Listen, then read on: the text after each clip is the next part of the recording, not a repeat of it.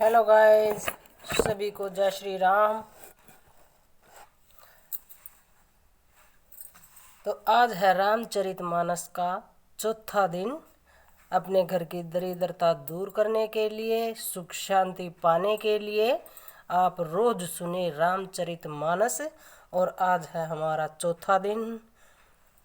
तो गाइज, कैसे हैं आप सब? आशा करते हैं सब कुशल मंगल होंगे। तो सुनिए आज चौथे दिन की रामचरितमानस। जय श्री राम।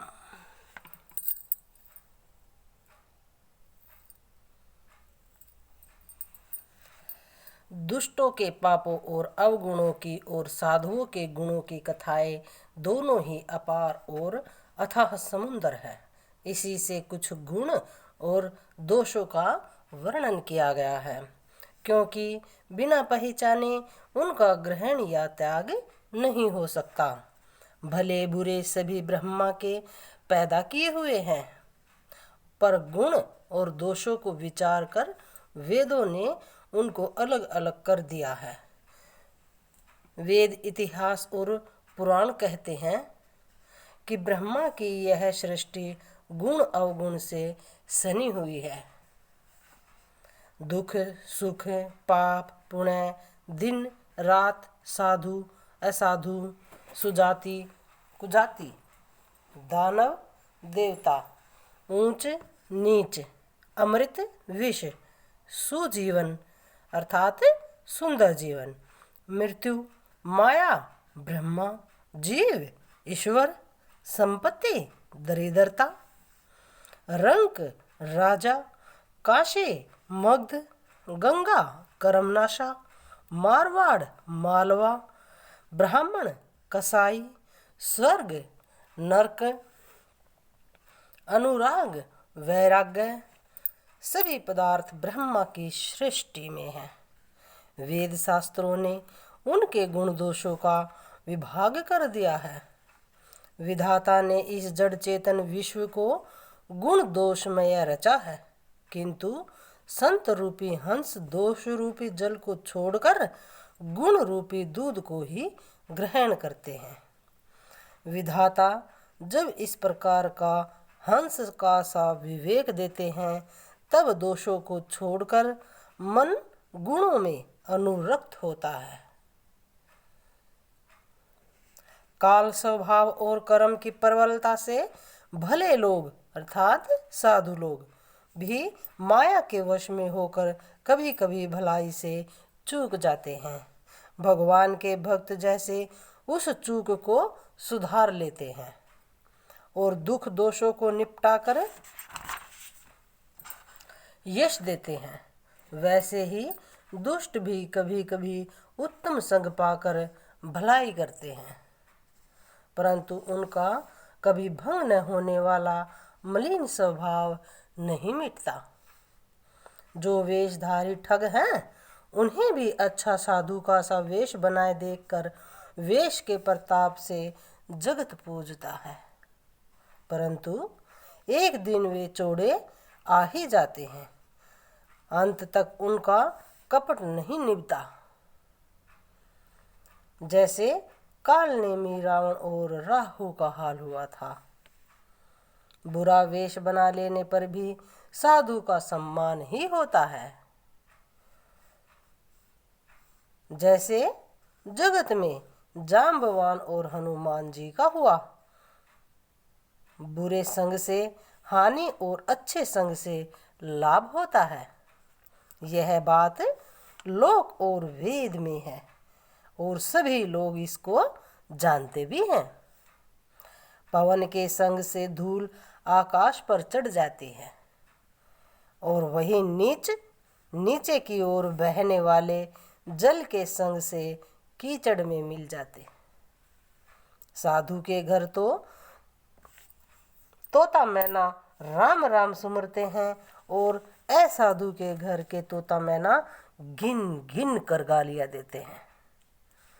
कुसंग के कारण धुआं कालिक कहलाता है, वही धुआं सुसंग से सुंदर स्याही होकर पुराण लिखने के काम में आता है। और वही धुआं जल, अग्नि और पवन के संग से बादल होकर जगत को जीवन देने वाला बन जाता है। सोचिए, कितनी सुंदर बात कही गई है इस रामचरितमानस में। ग्रह, औषधि, जल, वायु और वस्त्र, ये सब भी कुसंग और सुसंग पाकर संसार में बुरे और भले पदार्थ हो जाते हैं। चतुर एवं विचारशील पुरुष ही इस बात को जान पाते हैं। महीने के दोनों पखवाड़े में उजियाला और अंधेरा समान ही रहता है, परंतु विधाता ने इनके नाम में भेद कर दिया है। एक का नाम शुक्ल और दूसरे का नाम कृष्ण। शुक्ल और कृष्ण, शुक्ल और कृष्ण, जिसे हम अपनी हरियाणवी भाषा में कह देते हैं। शुक्ल को भी चांदन लग रहा है और कृष्ण को कह देते हैं कि अपनी हरियाणवी भाषा में अंधेर लग चुका है।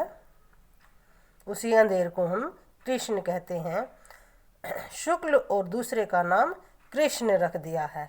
एक को चंद्रमा का बढ़ाने वाला और दूसरे को उसका घटाने वाला समझकर जगत ने एक को सुयश और दूसरे को अपयश दे दिया।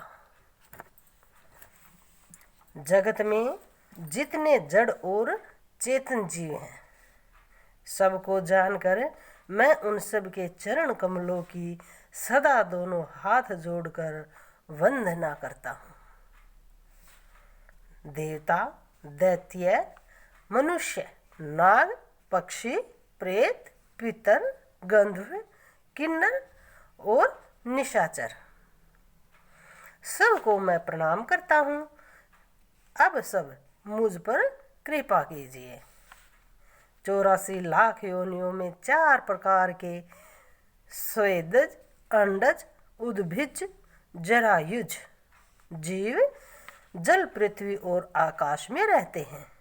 उन सब से भरे हुए इस सारे जगत को श्री सीताराम में जानकर मैं दोनों हाथ जोड़कर प्रणाम करता हूँ। मुझको अपना दास जानकर कृपा की खान आप सब लोग मिलकर छल छोड़कर कृपा कीजिए। मुझे अपनी बुद्धि बल का भरोसा नहीं है, इसीलिए मैं सबसे विनती करता हूँ। मैं श्री रघुनाथ जी के गुणों का वर्णन करना चाहता हूँ, परंतु मेरी बुद्धि छोटी है और श्री राम जी का चरित्र अथाह है। इसके लिए मुझे उपाय का एक भी अंग अर्थात कुछ लेश मात्र भी उपाय नहीं सूझता। मेरे मन और बुद्धि कंगाल हैं, किंतु मनोरथ राजा है। मेरी बुद्धि तो अत्यंत नीची है और चाह बड़ी ऊंची है। चाह तो अमृत पाने की है, पर जगत में जुड़ती छाछ भी नहीं है। सज्जन मेरी ठिठाई को क्षमा करेंगे और मेरे बाल वचनों को मन लगाकर प्रेम पूर्वक सुनेंगे।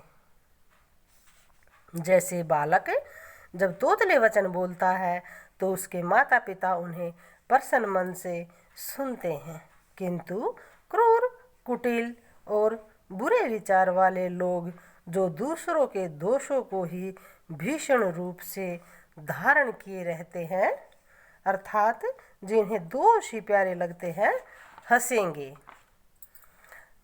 तो गाइज आज के लिए इतना ही, बाकी का हम कल पढ़ेंगे।